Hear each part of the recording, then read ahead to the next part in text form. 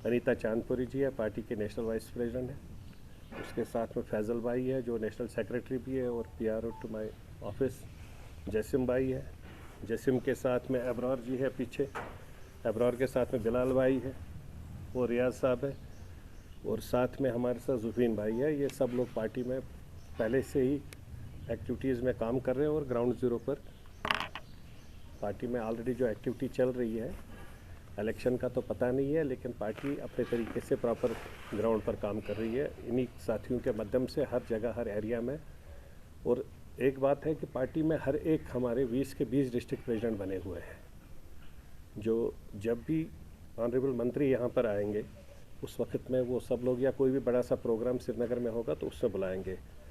हम लोग सबसे पहले हमारे युवाओं के लिए जो हमारे फूड प्रोसेसिंग मंत्रालय के माध्यम से एक प्रोजेक्ट निकला है, जिसमें 10 लाख से लेकर 3 करोड़ के बीच में अप टू 3 करोड़ रुपीज़ हमारा जो यूथ है, नौजवान है, उसमें अप्लाई कर सकता है। और फूड प्रोसेसिंग में जहां 50% सब्सिडी है तो उसमें काम कर सकते हैं। कि हम लोग चाहते हैं कि हमारा यूथ जो लेने वाली बात करता है वो देने वाली सिचुएशन में आ जाए। मैं आपके माध्यम से ये वेबसाइट आज ओपन करता हूँ, fme.mofpi.gov.in। ये वेबसाइट है। इस वेबसाइट को ओपन करके फूड प्रोसेसिंग का जो मंत्रालय है, उस मंत्रालय के माध्यम से 10 लाख से लेकर 3 करोड़ तक ये फंड जो एलोकेशंस है, इस फंड पर काम कर सकते हैं। और इस फंड के माध्यम से हमारे युवाओं को रोज़गार मिल जाएगा, क्योंकि हमारा सबसे बड़ा यूनिट जो है जम्मू कश्मीर में, जो हमारे पास सबसे मेन है, हमारे पास फ्रूट निकलता है। फ्रूट जो निकलता है उस फ्रूट के माध्यम से प्रोसेसिंग यूनिट में कोई भी फैक्ट्री अगर आप कहीं पर भी खोलते हैं तो फैक्ट्री स्टार्ट करने के टाइम सबसे जो मेन मसला होता है उसका रॉ मटेरियल होता है। हमारे पास रॉ मटेरियल की रिक्वायरमेंट है, तो जो रिक्वायरमेंट रॉ मटेरियल हमारे पास रहनी चाहिए वो रॉ मटेरियल कश्मीर में अवेलेबल है। चाहे एप्पल है, एप्पल का जूस बन सकता है, यही एप्पल बाहर जाता है, कंट्री से बाहर जाता है, और यही एप्पल जब वापस आ जाता है जूस बन के, तो जो जूस हमारे यहाँ पर बनना चाहिए वो जूस बाहर बनता है।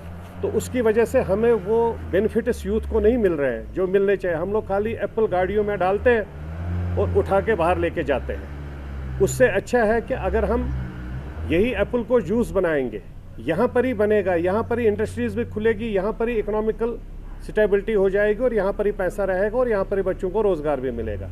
एक वो हो गया। और एप्पल के बगैर में हमारे इतने फ्रूट, बादाम निकलते हैं, बाकी सब फ्रूट निकलते हैं। मैं समझता हूँ कि हम लोग इसको प्रोसेसिंग मंत्रालय के थ्रू इसमें काम कर सकते हैं।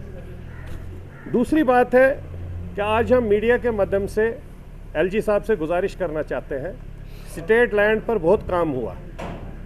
स्टेट लैंड पर जहाँ जहाँ स्टेट लैंड था उसके ऊपर काम हो गया, अच्छी बात है। अगर किसी ने स्टेट लैंड पर कब्ज़ा किया था उनके अगेंस्ट कार्रवाई भी होनी चाहिए। लेकिन LG साहब ने ये भी उनके माध्यम से ये भी ऑर्डर्स आए थे, 1 मरले 2 मरले अप टू 10 मरले तक अगर किसी के पास है उनको वो प्रॉपरली दिया जाएगा, उनको रजिस्टर किया जाए। एक तो वो होना चाहिए। दूसरी बड़ी बात है, हमारे मंदिरों का जो एस्टिमेट निकला था 88-89 में वो 2000 करोड़ था जो मंदिरों की ज़मीन थी। बहुत पार्टियों के नेता भी आए, कुछ बिहार यूपी से भी आए, कुछ यहाँ के भी हमारे साथी लोकल लोग आ गए जिन्होंने वो लैंड, बहुत लैंड बेची है। मैं मीडिया के माध्यम से LG साहब से, विजिलेंस टीम से और इवन NIA से मैं वहाँ पर गुजारिश करना चाहता हूँ, कोई भी किसी भी पार्टी का पॉलिटिकल लीडर जिसने कोई भी लैंड ये कहकर कि मैं इसका लीज होल्डर हूँ, लीज के माध्यम से जो लैंड उन्होंने अगर मार्केट में किसी को भी बेची है उसके अगेंस्ट में प्रॉपर कार्रवाई होनी चाहिए। वो किसी भी पार्टी का हो, उसके अगेंस्ट में प्रॉपर कार्रवाई होनी चाहिए। और जो वो लैंड है उस लैंड को भी उसी तरीके से रिलीज़ किया जाना चाहिए जिस तरीके से स्टेट लैंड रिलीज़ किया गया है, जिससे एक कॉन्फिडेंस बिल्डिंग मेजर जो कश्मीरी पंडित भाई थे यहाँ पर उनमें भी आ जाएगी। और जहाँ मुस्लिम मेजॉरिटी लोग हैं जो चाहते हैं, जो इन सब चीज़ों से खुश नहीं है कि अगर मंदिर की ज़मीन है उस पर किसी ने कब्ज़ा क्यों किया, उस ज़मीन पर किसी ने घर या दुकान क्यों बनाया। जो मेजॉरिटी कम्युनिटी के लोग मेरे पास आते हैं वो बेचारे कहते हैं कि भाई वहाँ पर होटल बन रहा है। अभी रिसेंटली मेरे नज़रों में आया था विशंबर नगर में 18 कनाल लैंड है, 18 कनाल लैंड में कोई होटल बना रहा है। जब मैंने एडमिनिस्ट्रेशन में बात की, दिन भर तो बंद हो गया, रात भर ट्रकों में से सामान लेते गए। तो हम चाहते हैं कि इन सब चीज़ों में, जो ये रिसेंटली अभी होटल तैयार भी नहीं हुआ, अभी बन ही रहा है, तो इन सब चीज़ों के ऊपर प्रॉपर इन्वेस्टिगेशन होनी चाहिए।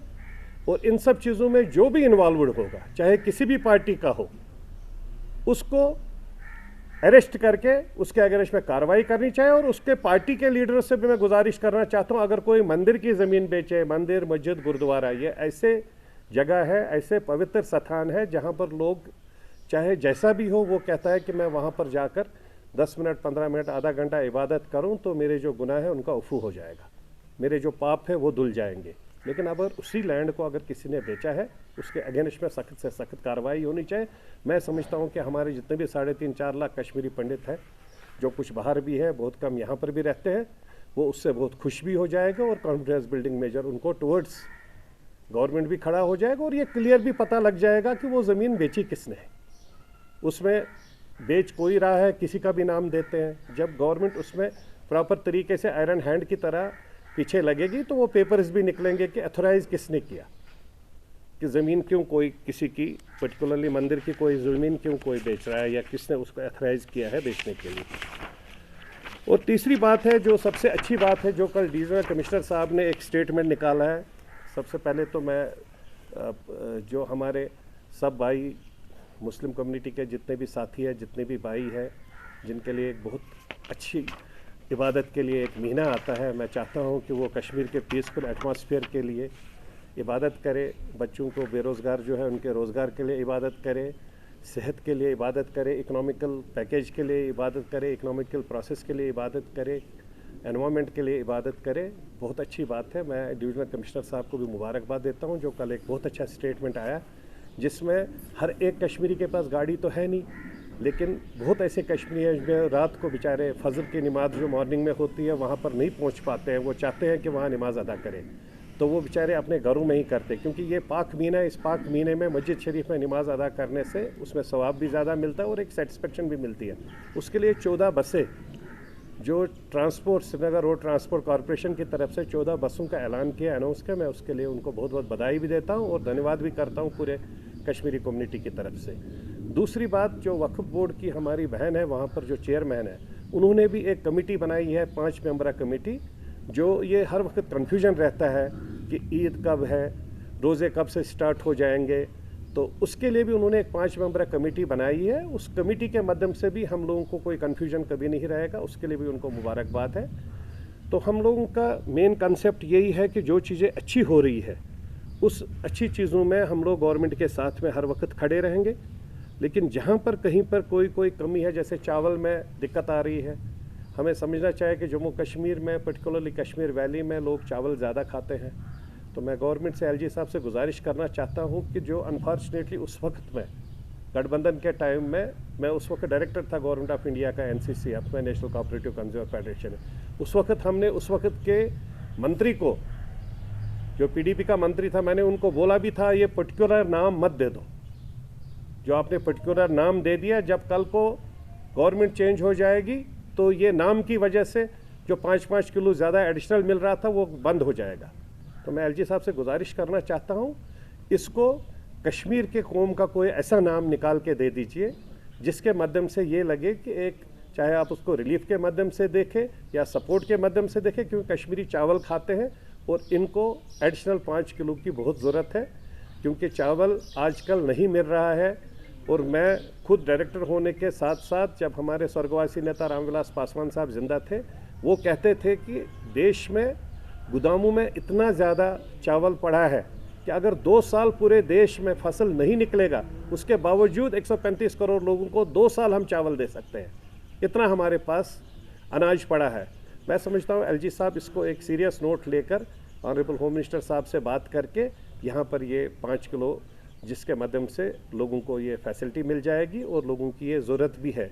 और इसके साथ में मैं डायरेक्टर साहब से फिर से एक बार गुजारिश करना चाहता हूँ, बीपीएल का जो वो प्रोसेस है, ये प्रॉपर तरीके से देखा जाए, जो गरीब से गरीब है, बिलो पॉवर्टी लाइन का है, उसी को बीपीएल और एवाई दिया जाए। और आज पाक महीना है। मैं कश्मीर में सब मुसलमान भाइयों से गुजारिश करना चाहता हूँ, अगर किसी ने ऊपर वाले की अगर किसी के पास रहमत है, वो बीपीएल कार्ड फिर भी उसने रखा है, अगर उसके पास फाइनेंशियल स्ट्रेंथ है, वो इसको ज़कात समझकर इसको सरेंडर करे, जिससे ये बीपीएल कार्ड उस गरीब आदमी को मिलेगा जो रेड़ा चलाता है, जिसके रेड़े के पास, उस बेचारे के पास 500 रुपये नहीं होता है चावल खरीदने के लिए। बीपीएल में वो लोग 3 रुपये के हिसाब से 50 किलो 150 रुपये में खरीदता है, ये उनके लिए है।